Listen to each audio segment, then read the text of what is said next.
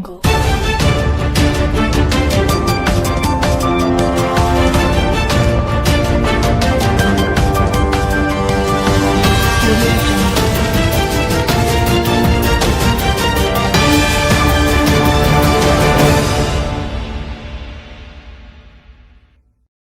everyone, here Dr. Imran Abbas from Dubai. We are again live with another legend, Professor Lee. Professor Lee, he is a big name of bariatric surgery from Taiwan, and today we will again continue our series of MGB OAGB.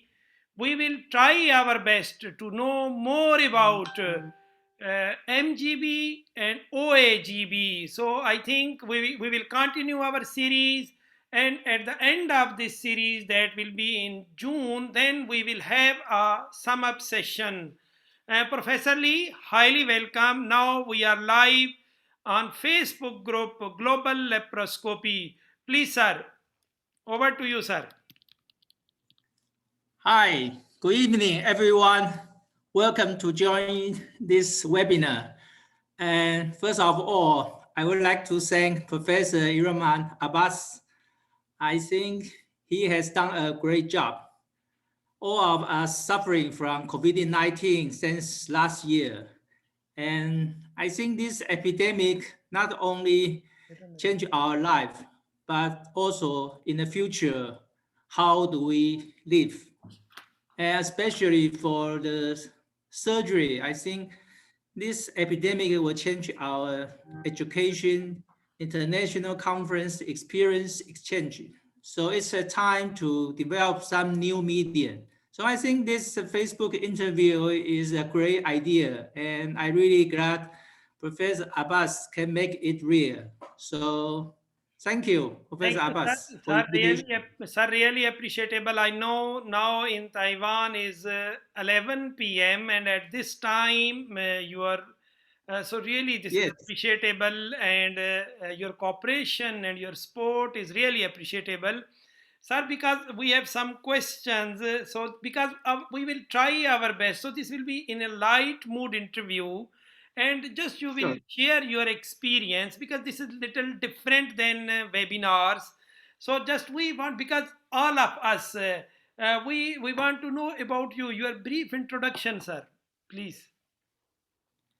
Okay, I'm 66 years old now. I had been a physician for 40 years. So at the first 10 years, I trained in Taiwan. I got my surgical board.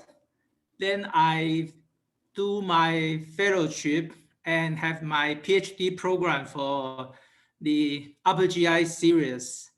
And I spent 2 years on surgical oncology training program called co-host with the Harvard University. So I think these 2 years give me a great look into the research of surgery. That's helped my career in the following 30 years. Then for the next 10 years, I think I do some research on gastric cancer. Then it's coming of laparoscopic surgery. So I try to do laparoscopic gastrostomy, benign peptic ulcer resection. Then I pioneered the gastric cancer lymph node dissection in 1997. Then I go to the UCSF to learn reflux disease, laparoscopic reflux disease. After I coming back, I try to do the vertical band gastroplasty, because that procedure is open procedure in Taiwan for 20 years. And it's the only procedure at that time available in Asia. So after I succeed in laparoscopic VBG in 1998, I start to have many patients to come into my practice. So the next 20 years, I almost spend all my energy on bariatric surgery. Basically, I practice all the procedure, and I want to look at all the procedure by scientific way. So I'm a little crazy about this, but I think I'm really comfortable with my research data and outcome for up to 20 years. So that is my brief introduction. Sir, excellent. Really, I remember I am also follower of your papers and always I follow. And now it is again, I feel a great honor. So just now I am talking with you because you can't believe now about 15 years, at least 15 years, I am following you and also following your Oh, papers always. Sir, another question. So regarding when and why you have started this MGB or OAGB? uh, I do laparoscope VBG on 1998. So I accumulated several hundred cases in that period. However, when I start to read the literature, I find, hey, everybody is saying gastric bypass is better than VBG by randomized trial. But why nobody doing gastric bypass, at least in Asia at that time? So I try to do laparoscope Roux-en-Y gastric bypass following the American quick growth technique on 2000. And I really met a very difficult learning period at that time. So when I read the paper right by Luttrich 2001, I think, hey, this is procedure is I'm doing every day on gastric cancer surgery below 2. So why just do a below 2 gastric bypass instead of Roux-en-Y gastric bypass? So that is the initiation I'm doing. So when I do about 20 cases, I think this is a good procedure, but I need to prove it because at the same time, there's a lot of criticism from the ASMBS. So I say, okay, I will do randomized trial. At that area, I think randomized trial is not a very difficult in surgery at that time. So I start to do my first randomized trial on this topic. Then after randomized trial, I feel more and more comfortable with the procedure. So I stick on a procedure for 20 years. Yes, that is Excellent, sir. the So starting. Yes. excellent, sir. Excellent. Really, now again, it is an honor. We are talking with someone who is practicing this procedure now 20 years and now following the patient since 20 years. So then, hopefully, our discussion will be a very fruitful. Sir, so during this period, as you have mentioned, you have changed your technique or improved or so which like this. So if I just example, so length of pouch, width of pouch. So which changes you did so far the better results of your surgery during this 20 years? Okay, that's a long history. So I would like to try to share my slide. Okay, sir. I will, yes.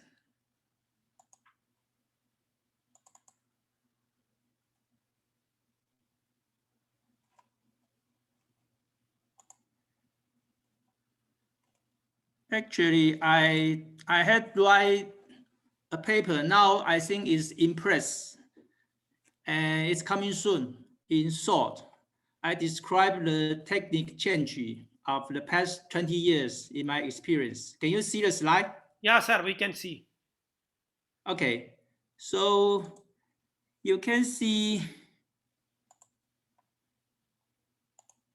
I start from the first, I divide the 20 years into 5 years period. So at the first 5 years period, I doing the mini bypass according to the technique of Luttrich. So it's an anterior anastomosis and fixed 200 centimeter BPD. And in this period, I do randomized trial using this technique comparing to the Roux-en-Y, but it's a retrogastric, retrocolic, quite different technique as now. But then in the next 5 years, you can see we start to doing sleep gastrectomy. So we learn something from sleep.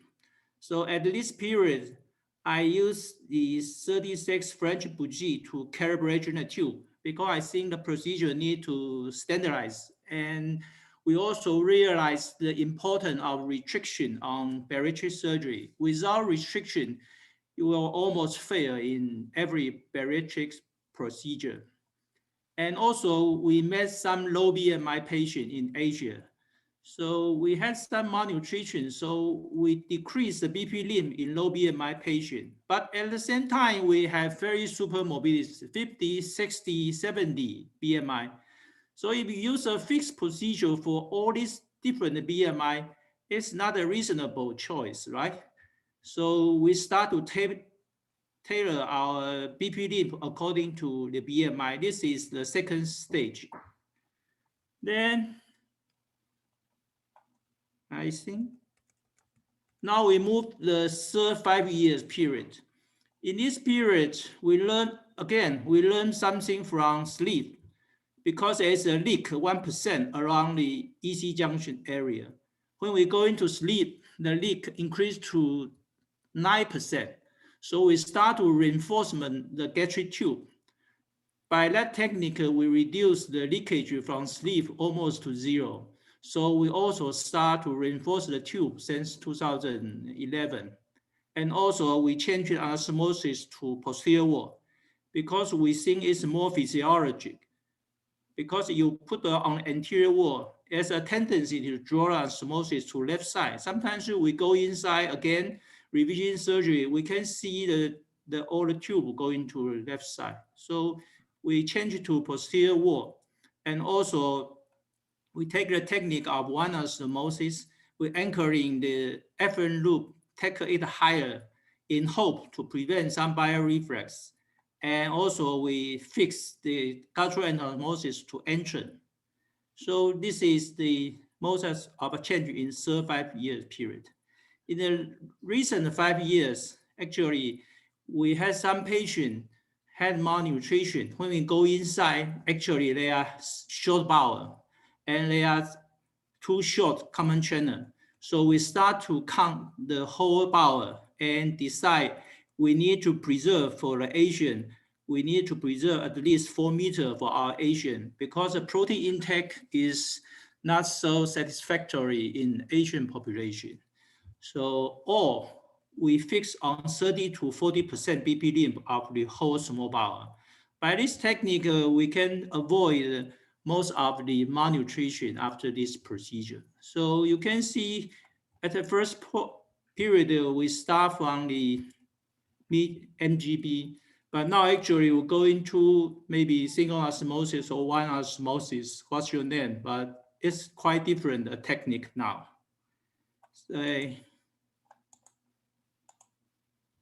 So you can see by the photograph, this is the MGB, then start to the OAGB, and most different is change to a posterior wall and anchoring the two sides. By upper GI series, you can see at the old time, it says loop anastomosis. So the foot coming down, they go to the efferent, also go to the efferent. But I think if you go to the efferent too much, you lost the effect of BP limb. So when we anchoring the efferent loop higher, you can see it's like a Roux-en-Y gastric bypass. You can only see one loop going to the efferent loop, making you more comfortable. But now I want to call my technique called OAGB in situ. What that means is when you have a long tube cut from the entrance, then you fix it back. You see it look like a normal anatomy of the stomach tube here. So it will not change. So he will stay in here and anastomosis on posterior wall. So everything goes smooth to the distal. And you can see this is anchoring loop is here. So basically you prevent the full string go to the efferent loop, and the gastric tube will stay from where he comes. That's from the entrance lesser curvature side. So I want to call this figure OAGB in situ. Yes, so I think this is the technique of now I have. So I think now it's a great procedure. If you can do it like this on the posterior wall, cut a long tube from the lesser curvature side and fix back to the entrance, you will have this kind of the upper GI figure. And I want to show this some cases really dramatic change. He can lose BMI from 48 to 28 just in 8 months and no any medication. The patient is very happy, so the surgeon were happy too. Okay, that's my explanation. Sir, thank you really, and it's amazing, especially this OAGB in Saito. So you can stop your sharing. Just you can click stop your sharing. Okay, Now you want to share anything? Yeah, we can continue our questions. okay, you can continue. I will stop Uh, sharing. sir, Yes, sir, it was really amazing. So this is the concept of OAGB in Saito and also anchoring of this gastrojejunostomy to entrum, and then also the yes, efferent limb to that gastric tube. So definite the food will go to efferent, not to efferent, and then we yes. will face less. Overall, this was the concept. So then in our discussion we will also talk little about overall you have highlighted your technique, but sir, one question regarding what is contraindication of mgb or oagb in cyto now? What do you think this is contraindication? We will not go for this technique. I think Layani, on last week, he has mentioned some contraindication. I think I totally agreed. Yes. For some rare situation, if you don't think it's suitable for the patient, because OAGB is procedure between restriction and malabsorption, it sits between. So if you are not comfortable with the procedure, I think probably you should not recommend to the patient. Also, the patient decision is also important. You need to, if patient don't want this procedure, they don't want take supplement, then maybe this procedure is not suitable. Yes. Agree. Sir, so now in overall, when we are in different meetings and internationally we attend, one of the concern, especially in America, US, and also in ASMBS, overall the Mm-hmm. main concern is geared after OAGB and maybe then malignancy and these issues. Is this now 20 years you are practicing? This is the a life. So you are practicing MGB. So this is reality. This concern geared after MGB. So what is your experience? And I think at the beginning, we do have a patient with significant like reflux or bioreflux. But I think if the patient really have the severe symptom, it should be related to the technique. Most of the technique is you have some trouble in making a long gastric tube. It's just like sleep at the learning curve. It's not a simple procedure. You need to learn how to make a long gastric tube without kinking, without stricture. Otherwise, you will make GERD and as well as bioreflux. But once you are mature in the technique, we really don't experience much on this reflux or bioreflux comparing to Roux-en-Y. It's the same, yes. Sir, regarding marginal ulcer, so because the concept, so this bile, so have you faced marginal ulcer in your cases? Of course, marginal ulcer, I think is higher, it's higher in Roux-en-Y comparing to mini gastric bypass because 40 years ago, they already a randomized trial to show in comparison the Roux-en-Y and below 2. There's a more marginal ulcer on Roux-en-Y group. So if you want to do a Roux-en-Y for peptic ulcer at that time, you need to do truncal to reduce the acid because bile has can neutral the acid. So for the marginal ulcer, I think the risk is mostly due to smoker or some medication, not due to bile reflux. Yes, bile reflux, bile is a protection for marginal ulcer. So I met most of my patients, about 1%, they had a severe reflux disease, some with perforation some with stricture. They 90% due to smoking. Due to Yes. smoking. And yes, now if we till this time we conclude. So the main issue of reflux or GERD is technique, not MGB.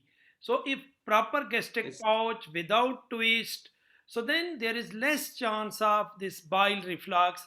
Sir, another question regarding Yes. hiatal hernia, because this is also one of our Mm. question. So how you Yes. deal when anastomosis in when anastomosis gastric bypass? Are you prefer to repair? And if you want to repair, which size you want to repair? Uh, I think there's no scientific data to prove this or not. On some like to repair, they promote everybody will have a developed hiatal hernia after any bariatric procedure. So you had better to repair it. But some claim don't need to repair because nothing happened after this.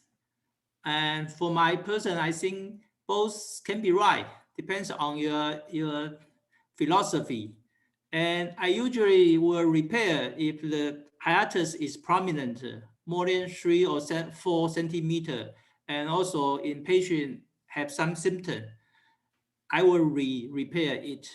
But for sometimes patient is no symptom and the hiatus looks not very big, I will not repair. But however, you need to know anything can happen. So I can I can share a case I recently Sure, sir. prepared. I think it is very interesting. Yes. Okay, sir.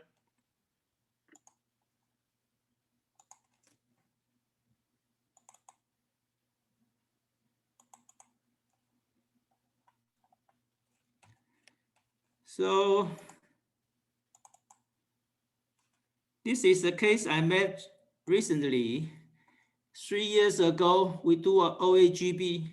He had a mobile obesity and already have some GERD symptom before. You can see the Yeah, contrast going to esophagus. Yes, so it's not big deal. So we didn't repair the hiatus and we do a OAGB and patient have a quite good result. Then he lost follow up. Then one day he come to emergency service outside hospital. We can see there's a hiatal hernia with incarceration and a gastric tube going to this. However, the distal bowel going to higher. So this case is in emergency. However, because it's a weekend, because of transfer and the consulting surgeon want to do it on Monday, unfortunately, patient developed tension thorax. You can see the incarceration bowel becomes incarceration. So when the Monday going to surgery, actually we need to CPR the patient because the patient develop cardiac standstill immediately after anesthesia. We do a thoracotomy, put out the bowel, resect, and finally we can rescue the patient back.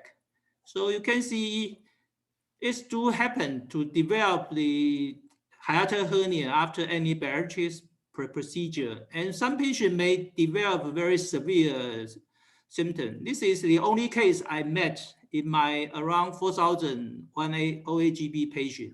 So it do happen, but I don't think if you really repair a hiatus, this can be avoided. I don't know. So my policy, I think, still the same.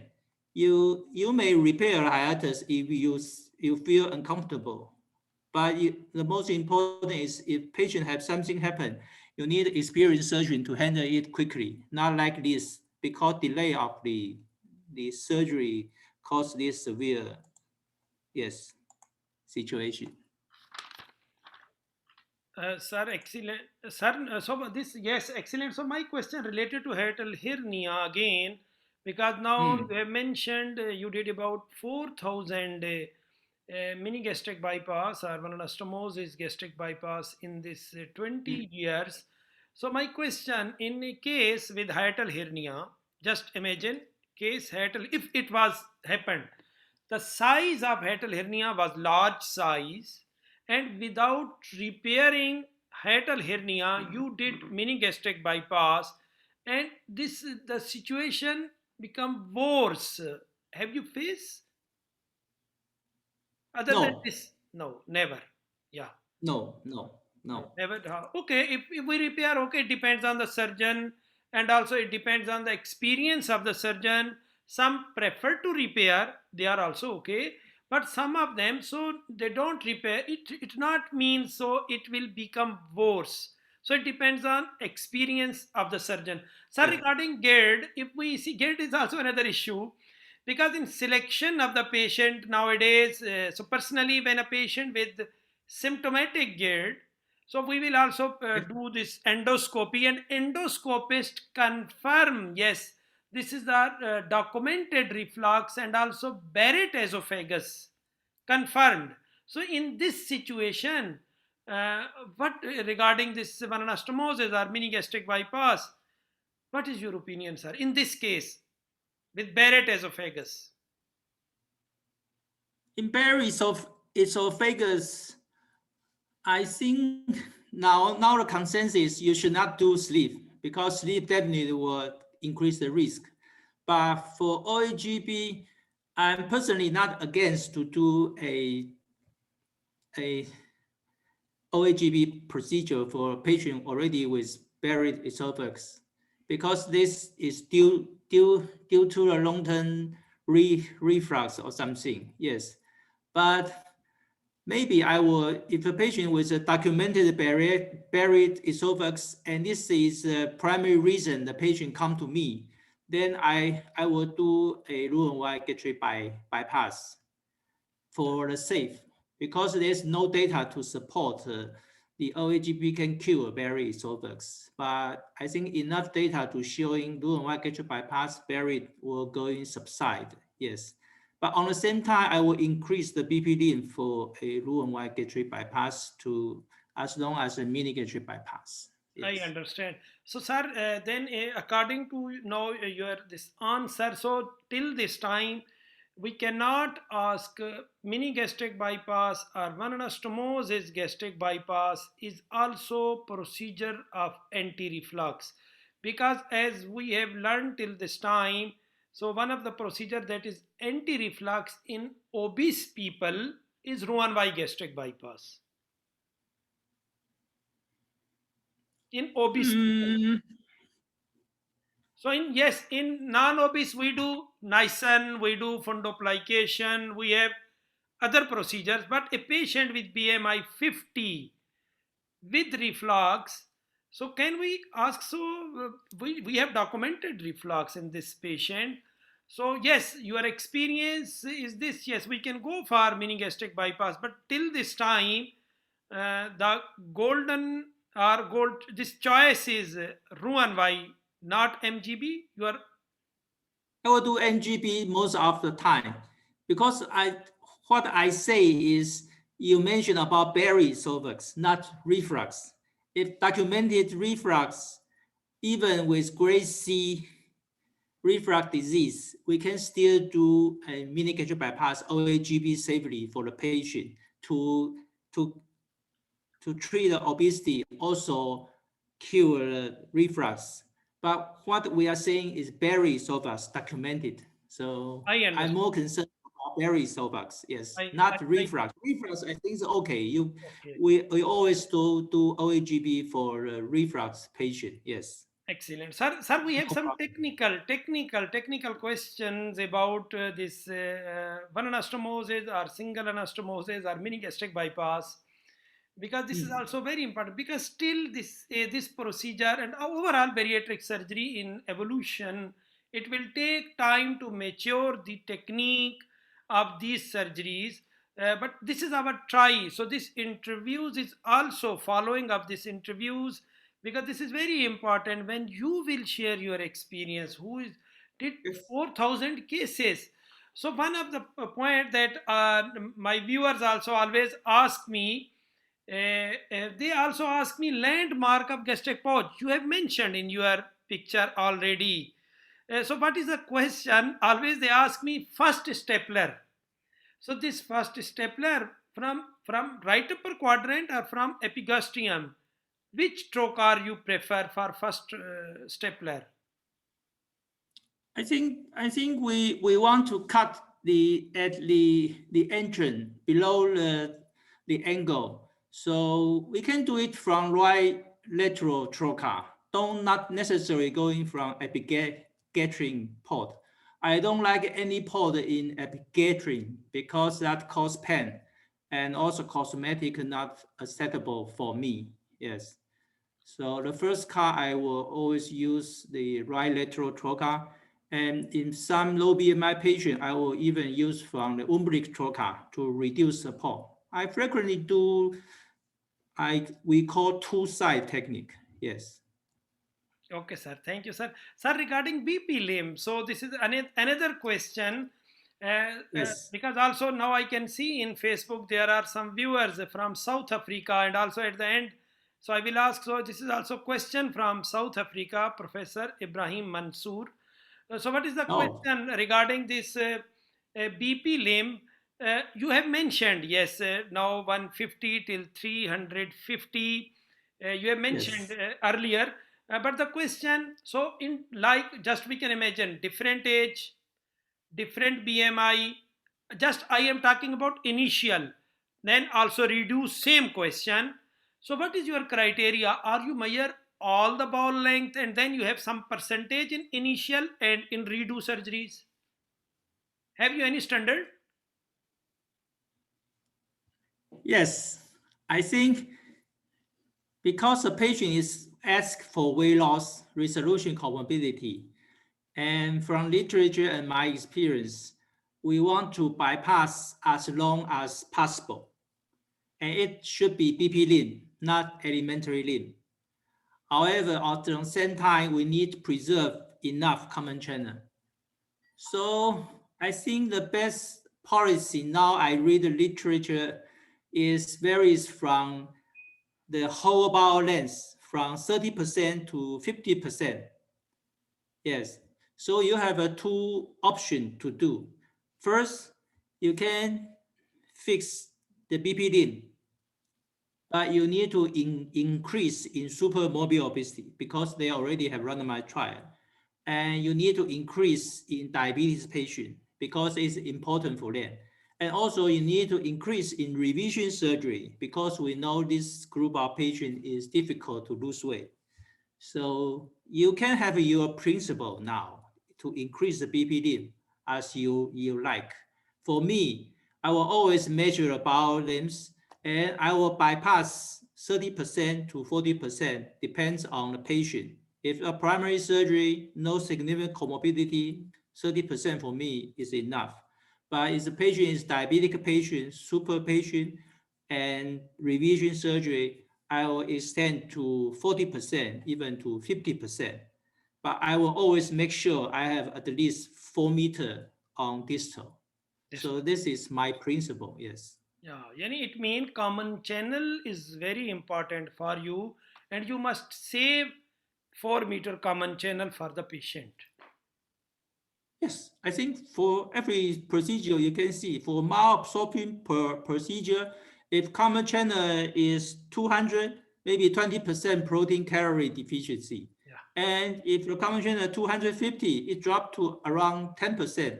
If you go into 300 common channel, it dropped to about 5%. But 5% I think is still quite high. So if you can keep like 4 meter principle, I can guarantee you the protein calorie deficiency should be less than 1%. So Sir, this another is the data yeah, from sir, literature. we have another question from our viewers. Dr. Ahmad Goirat, he's asking question is about this gastrojejunostomy anastomosis, and also his question is about diameter of this anastomosis. So, which diameter you prefer for your surgery, JJ? So, what is your preference?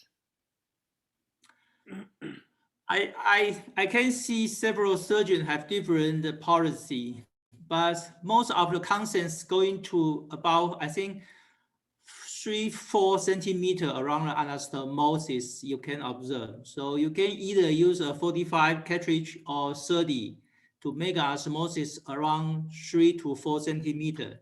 This is already quite big. wider than the gastric tube, because in gastric tube, we usually control the gastric tube wideness in around 2 centimeter, just like the sleeve tube. Yes, but some claim uses 60 to do anastomosis. They want to do a very wide anastomosis. For that point, I didn't agree, because too wide anastomosis in my teaching in a residency may cause dumping syndrome, because too wide anastomosis will go too quickly. And we always remember the experience from lower gastric bypass. When we regain, you need to treat the gastric pouch as well as the anastomosis.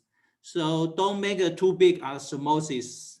Otherwise, you will face the problem in long-term follow-up. Yes. Yeah, sir. So in my, just as can I can conclude, so till this time, so your preference in this one anastomosis gastric bypass is restriction as well as malabsorption. So both component are very important. So this your Yes. pouch is narrow, and as well Yes. as, yes, narrow and lengthy pouch below Crawford, and then your anastomosis is also posterior side, and also the Yes. size of this gastrojejunostomy is 3 centimeter, 4 centimeter, not 6 centimeter. So your target is Yes. restriction as well as malabsorption. I am right, sir? Yes. Yeah, excellent. I think if we understand the principle of bariatric surgery, 75 of the mechanism coming from restriction. I think this is a golden rule. You never expect the patient can eat without any restriction and you can have weight loss. This is impossible. So we need to consider restriction. So I can see there's a lot of patient surgeon doing gastric bypass. They make a very wide osmosis, then put a band on above. I think this is something for me is not reasonable. Yes. So restriction, if you coming from a well suitable gastric tube, then it will last for longer time than a very wide gastric pouch or anastomosis. Sir, we have another question from our viewers regarding revisional procedure. You are going to do MGB or OAGB after sleeve gastrectomy. So the question is Yes. this: are you resize the pouch? And also you have already mentioned in redo surgery the length. They have two questions: this resizing of the Yes. pouch and as well as BP limb. So already you have confirmed BP limb. And what is your opinion about this redo MGB OAGB after sleeve gastrectomy in case of weight regain? I think it's very important for every revision cases, because there's always different in patient previous surgery and also the symptom of the patient and the requirement of patient. So we need to individualize. So my first thing is this patient have reflux? If the patient have significant reflux after sleep and is suffering from this, I would do a Roux-en-Y gastric bypass for the patient. That means because the gastric tube is not so good. So sometimes we are very difficult to correct the gastric tube. Another situation is patient is pure inadequate weight loss or weight regain. And you can see the patient have a very wide sleeve and no girth. I think this case I will do OAGB, and I will definitely trim the gastric tube, because if patient no restriction at all, you need find back restriction for the patient. So tailor the gastric tube is very important. And for the BPD, again, for revision surgery, I will bypass as long as I can, but I will preserve enough common channel for the patient. Yes. But you bypass, that's the same standard 50-50 maybe. So if you measure 10 meter in this case, so then 5 meter will be common channel and 5 meter will be BP limb And in redo. not exactly. If a patient, for example, if patient is super morbid obesity, diabetic patient, and revision surgery, in this situation, if a patient have a 10 meter, I will bypass 6 meter and leave only 4 meter for the patient. because he have a 3 risk factor. Yeah. On the contrary, if a patient have only 1 risk factor, maybe I will stick on 40%, bypass 4 meter and leave 6 meter for the patient. Yes. It's excellent, sir. So Yeah. Now, yes, we understand, and also we have some other questions. But overall, you have confirmed, sir. One question again. This is about twist. Sometime at the end, yes, just we make this gastric pouch, and we see the twist. Yes, you already have mentioned this anchoring of gastrojejunostomy to yes. antrum, and also it straighten your pouch, and it will help. Same thing you will do in such a situation, and then it will straight, and then this alignment of this gastric tube with this efferent limb will be this anchoring up. I am right, sir? I think it's a great question. So the important thing is you need to use a buji. So if you have a buji in situ, then you cut the gastric tube. It probably will not make too much mistake. And another trick is I always doing gastroenterostomy with buji inside. So let's make sure the angle is from gastric tube to the efferent tube. So when I close my gastroenterostomy, before I tie the continuous suture, I will put the OG tube down to the efferent loop, then finish the whole anastomosis. That is to make sure the alignment is from gastric tube, direct go to the posterior wall, then to the efferent loop. That will make sure the smooth passage of the food stream. That can definitely avoid the bioreflux. Yes, that's my personal experience. Yes. Sir, I just from my side a question. So regarding this gastrojejunostomy, so when we do Yes. gastrojejunostomy and we do posterior, just if we imagine this is the gastric tube, this is the Uh-huh. this stapler line, and when we put this inside, and it will be posterior to this stapler line, and it will be side to side gastrojejunostomy. Yes. And then that is the main question. So when we do this gastrojejunostomy, there is a little space between two stapler lines. When we do this, we try our best, but again there is little space, and we bury this space. We stitch this space. This is the ischemic area. So the cause of marginal ulcer, this area. Are you agree? No, no, no. I I think they misunderstanding the principle of stapling. Because the stapling device, you can look at the nail. There's a space between them. So why staple is better than continuous suture? Because they can preserve the blood supply through staple line. This is the device mechanism designing it. So you don't need to worry about if you cut between the staple, then there will has a devasculate plan over there. I personally don't agree with that because the gastric tube have very good blood supply as well as small bowel. So when you put the anastomosis on posterior wall and do the small bowel, there is enough blood supply. And all the anastomosis protected by the surrounding stomach, small bowel. So because we do 2 layers, so we don't match. Now I think I have 5 years don't met any leakage from the anastomosis, and it's it's almost impossible to mention about so-called devascular or something like that. And all the marginal ulcer is on small bowel side. That's because due to the acid.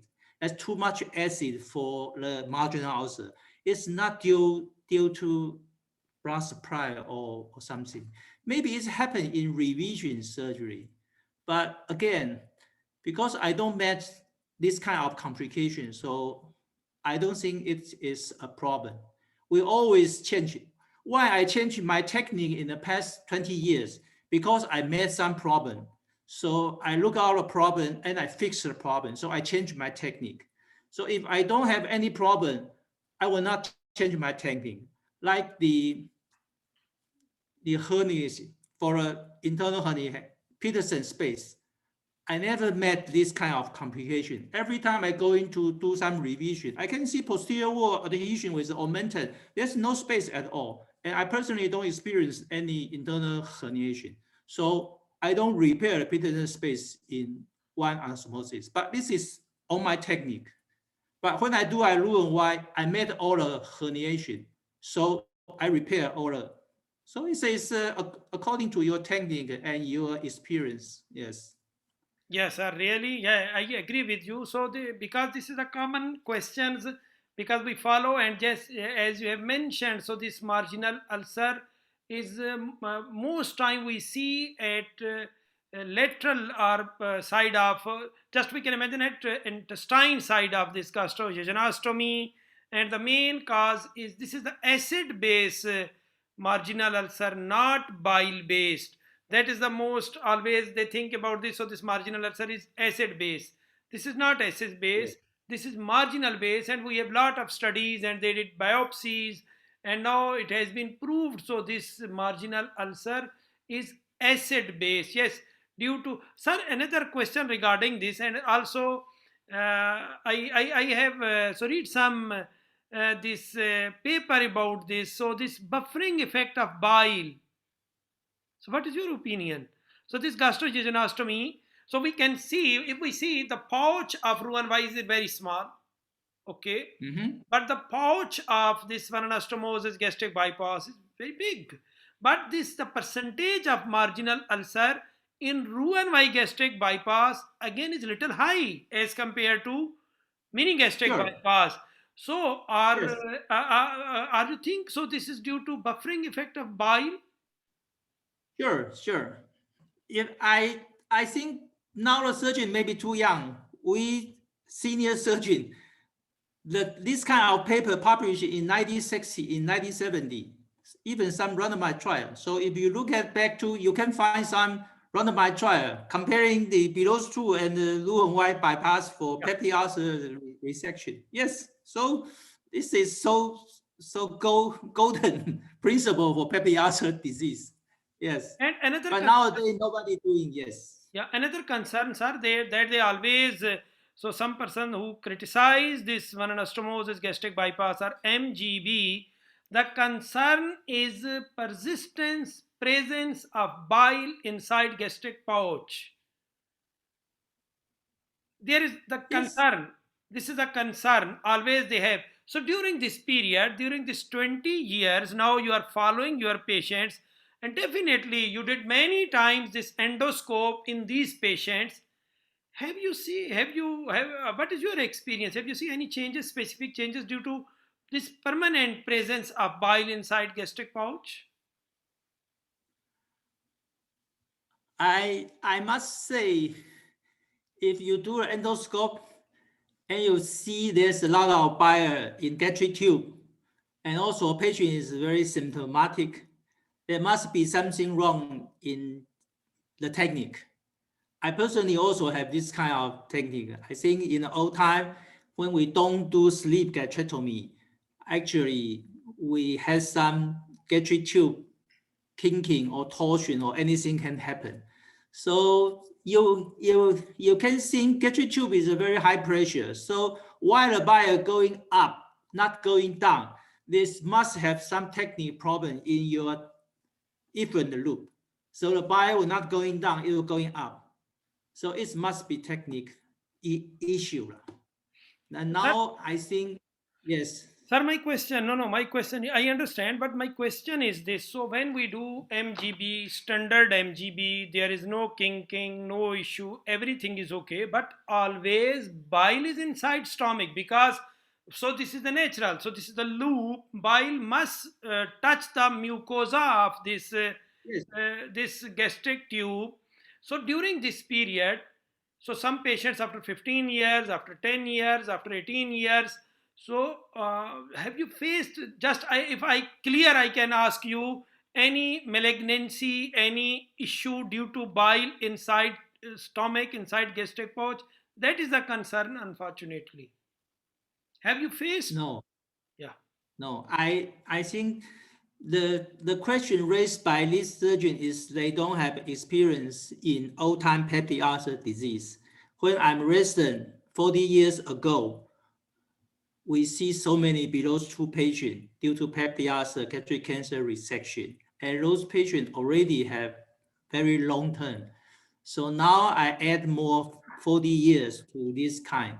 We don't see any scientific document coming out tell you the buyer really caused so-called remnant stomach cancer or something. Yes, so I don't think this issue is existent. Of course, some always say you can see some information or something like that, but there's not any cause in the long term. And you look at the two randomized, your mega trial and my study up to now, actually we don't see any patient really suffering from the bile in anastomosis. On the contrary, the bile in the anastomosis is a protection for marginal ulcer. So you can benefit and disbenefit the procedure, then you can have your philosophy and decision. But there's no scientific data to show in Belarus 2 is a carcinogenic procedure or something like that. No, Yeah, no. yeah, yeah. So this was my question, because now, as you have mentioned, you have main experience in gastric cancer, and now about 40 years you are involved in Yes, this procedure. So it is a great information for us, and also this is the document yourself is a document for me, for my viewers, that this MGB OAGB is not a carcinogenic procedure. So yes, of course, if we do a standard MGB or standard OAGB, then till you will face less complication like gastric reflux and others, but never carcinogenic. Now 20 years and 4,000 cases, this itself is a great document. Sir, really at the end, so because we are going to now finish our program and we have lot of questions, I can see here. So there are, so because some are so Professor Laurent Layani, he I, his professor is here, and also the question of professor is also same thing that you have mentioned. It is almost always bile in gastric tube. So yes, because due to this gastrojejunostomy, always we yes. see, and as you have mentioned in your answer, so there is, this is not carcinogenic. Sir, your message for youngsters or who are going to start MGB or recently started MGB, but still they have some concerns. So we want to hear from your side, sir. Over to you. I think for now we're doing bariatric surgery for so long time. So every procedure has its advantage, disadvantage. So you can see why they can exist so many procedures, so many choice, because all procedure provide a better result comparing to medical treatment. So if you look at the SOS study, the data we use most oftenly to support bariatric surgery, but most of the case they are doing is VBG gastric banding that we are not use anymore. So I think you must respect all the procedure can survive to now. And there's no one procedure better than the other procedure. It depends on your technique, your experience, and the patient expectation. I always think bariatric surgery is so difficult comparing to the cancer surgery, hernia, cholecystectomy, because this kind of surgical disease have a very clear endpoint. So you can do a randomized trial to study and have a good conclusion, which is the best procedure. For bariatric surgery, probably not, because the goal of each patient is so different. Some patient is for weight loss, some for, like I say, he come for Barry esophagus, or some is for the deep vein thrombosis, or some for hypertension, some for diabetes. the goal is so different. So how can you do a randomized trial to compare procedure and say this procedure is better than the other procedure? No, you need to understand each procedure, the safety and the benefit and disadvantage, and see your patient and use your knowledge to find a good technique and provide a safe procedure for a patient. Then I think this is the way. So if you have a concern about OAGB, you don't need to do it. You can do sleep until you have a problem. You need to revision. Then you will try to do Roux-en-Y bypass. I don't like Roux-en-Y bypass because when you're doing more, you will make the patient have intestinal obstruction problem and chronic abdominal pain. You cannot solve the problem. So you will like an OAGB. OAGB, I think, is a good procedure. But of course, here's a controversial. You can argue with a biorefra or something. But for me, the safety is the best thing. I look at 20 years, the safety for the recent 5 years is major complication is 0.4%. It's 10 times safe than the Roux-en-Y bypass. So I think this procedure is very good for a bariatric patient with some risk and need a good weight loss, metabolic resolution. This procedure is good. But this procedure, of course, has disadvantage. So we try to improve them. But still, you can choose your own procedure for the patient. So this is my advice. Sir, really appreciable, and it was a great honor. So tonight I was talking with such a person with the 20-year experience of MGB, OAGB, with more than 4,000 cases, and really personally I have learned a lot. So especially technical points and also results of this MGB, OAGB. Sir, again, thanks for your support, and we need your guidance and support, and we will continue this MGB OAGB series next week with another legend and another surgeon, and our guest will be Chetan Parmar from London. So he will share his experience in that society, because this is also very important. So people of London, how they are, their lifestyle, their diet protocol is little different than Asians.